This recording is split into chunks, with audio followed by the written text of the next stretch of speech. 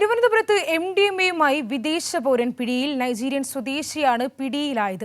വിവരങ്ങളുമായി മാനസ ചേരുന്നുണ്ട്. മാനസ, കേരളത്തിലേക്കുള്ള രാസലഹരിക്കടത്തിലെ മുഖ്യ കണ്ണിയാണ് പിടിയിലായതെന്ന് മനസ്സിലാക്കുന്നു. എന്തൊക്കെയാണ് വിവരങ്ങൾ? എപ്പോഴാണ് ഇയാൾ പിടിയിലായത്? എവിടെ നിന്ന് പിടിയിലായി? എങ്ങനെയൊക്കെയാണ് വിവരങ്ങൾ?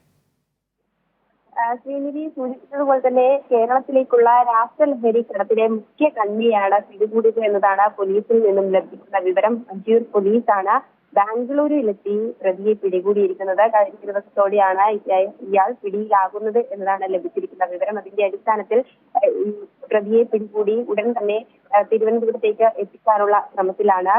പ്രതിയെയും കുട്ടി തിരുവനന്തപുരത്തേക്ക് വരുന്നു എന്ന് തന്നെയാണ് അറിയാൻ സാധിച്ചത്. ഉച്ചയോടുകൂടി പ്രതി വഞ്ചിയൂർ പോലീസ് സ്റ്റേഷനിലേക്ക് എത്തും. MDMA-യുമായി, അതായത് വിദേശ പൗരൻ നൈജീരിയൻ സ്വദേശിയാണ് പിടിയിലായിരിക്കുന്നത്. കഴിഞ്ഞ മാസത്തിന് മുൻപ്, അതായത് ജൂൺ മാസം 108 ഗ്രാം MDMA-യുമായി ഒരു പ്രതിയെ വഞ്ചിയൂർ പോലീസ് പിടികൂടിയിരുന്നു.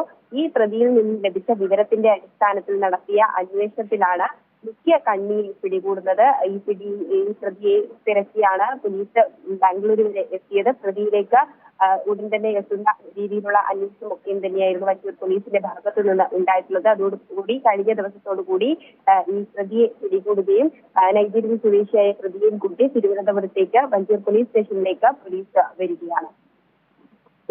ശ്രീ, തിരുവനന്തപുരത്ത് MDMA-യുമായി വിദേശ പൗരൻ പിടിയിൽ. നൈജീരിയൻ സ്വദേശിയാണ് പിടിയിലായത്. കേരളത്തിലേക്കുള്ള രാസലഹരിക്കടത്തിലെ മുഖ്യ കണ്ണിയാണ് ഇയാളെ ഉച്ചയോടക്കം തന്നെ വഞ്ചിയൂരിലേക്ക് എത്തിക്കുമെന്നാണ് മനസ്സിലാക്കുന്നത്. മാനസയാണ് വിവരങ്ങൾ നൽകിയത്.